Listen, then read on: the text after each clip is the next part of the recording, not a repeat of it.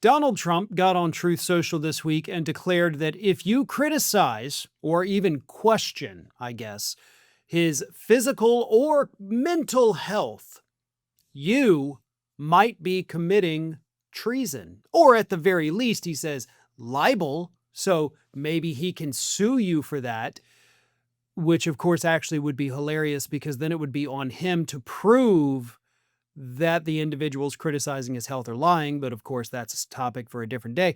The big issue, of course, is that criticizing his health, pointing out the obvious that we all see and hear every day, in the eyes of Donald Trump, is treason. And as we all know, conservatives love to get on social media and tell us that the punishment for treason is death. Trump himself has mentioned that within the past month. So I guess if we're going to connect all the dots here, this is basically Donald Trump's way of saying that if you question his health, if you suggest that this administration is covering something up, you should be put to death. I mean, let's not forget when the Democrats, the 6 Democrats, put out that video reminding the military, not instructing them, reminding them that they can disobey unlawful orders. Trump said treason, of course. He said sedition, and he mentioned that the punishment for such is death. But now he's saying the same thing about those who exercise their First Amendment rights by questioning his health or reporting on it. Let me read you what this man said. Oh, and by the way, during this rant on Truth Social, he also made quite another shocking admission. Here's what he said. I do these tests because I love our country, or I owe it to our country, excuse me. In addition to the medical, I have done something that no other president has done on 3 separate occasions, the last one being recently, by taking what is known as a cognitive examination, something which very few people would be able to do very well, including those working at the New York Times, and I aced it. All 3 of them in front of large numbers of doctors and experts, most of whom I do not know. I'm going to continue in a minute to get to the treason part. This man just admitted he's had 3 cognitive exams. We know one of them was during his first term. He's had 2 Montreal cognitive assessments this year. My grandmother, who has dementia, diagnosed, isn't having to take them twice a year. Huh. In a room full of doctors that he didn't know. You know, Donnie, there's some things you shouldn't say out loud. I appreciate the full disclosure there, but your mental health, your cognitive abilities are clearly far worse than anybody could have imagined. Like, it is worse. If you're taking 2 a year now, at least, that you're willing to admit, in a room full of doctors, like the point where the doctors had to be like, hang on, I got to bring in some experts here. Okay, guys, come look at this. Come on, get him too. Yeah, all y'all, come on in. Yeah, watch this. Which one is the lion, Donald? Because that's on the test I showed y'all recently. Yeah, it is far worse than anybody could have imagined. He's like, no other president has done it. They haven't needed to.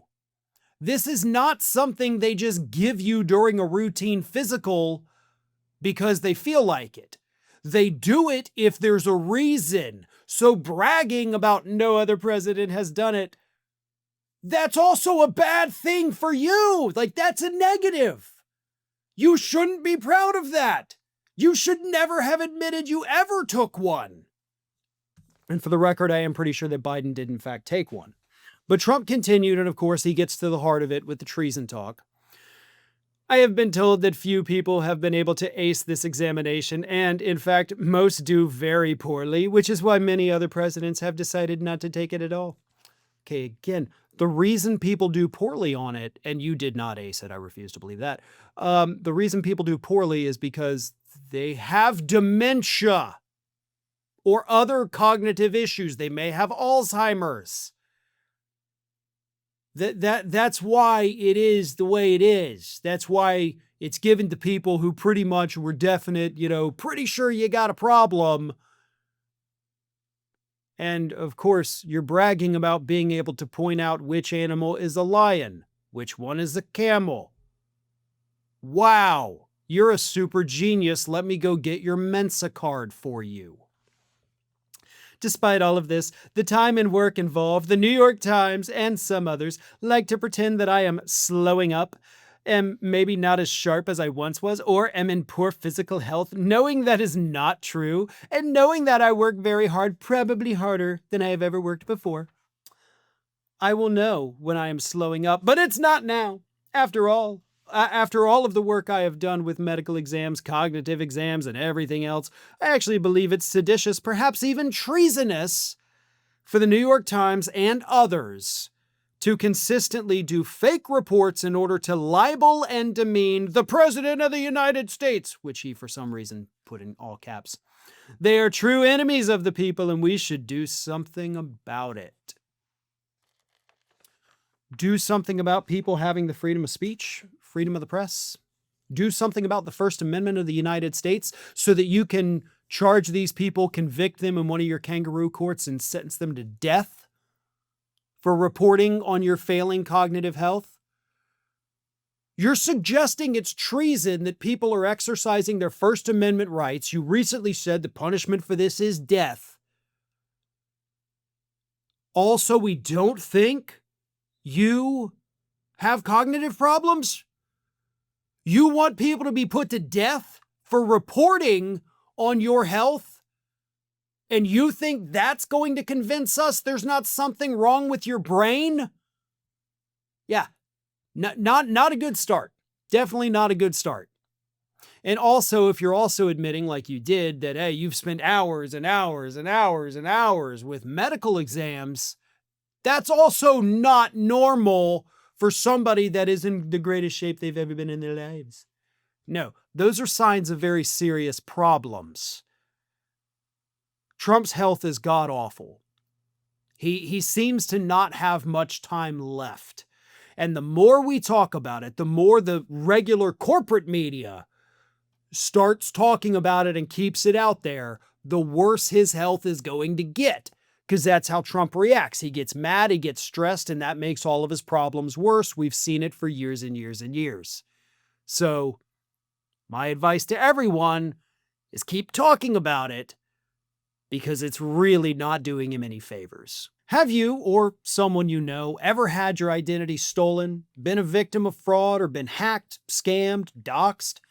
How does it make you feel that so much of your information is available for anyone to purchase? That's why I recommend today's sponsor, Aura, to my family and friends. Aura protects your privacy by identifying data brokers who are selling your information. Aura takes care of the hard part, automatically removing your information from these sites and, most importantly, keeping it off. There are a lot of services that offer this too, but none of them offer as many features as Aura, and for the same price. Aura is all-in-one digital security. You may already have a digital security tool, but not having Aura is like leaving the front door locked, but then leaving the back door wide open. You get alerts if your personal information is found on the dark web. They provide real-time fraud alerts for both credit and banking. They have 24/7 monitoring to help keep your identity secure. They provide a secure VPN, antivirus, password manager, you name it. And they have US-based support available around the clock if something does go wrong. And if anything does happen, Aura includes $5 million in identity theft insurance protection. And they have US fraud experts that are ready to help you 24/7. It's one app that provides every layer of protection. I don't want to leave myself vulnerable online, and you shouldn't either. And that's why I personally use Aura. Try it for yourself. Go to aura.com/Farron to try 14 days for free. That's enough time for Aura to start scrubbing your personal information off these data broker sites without you having to lift a finger.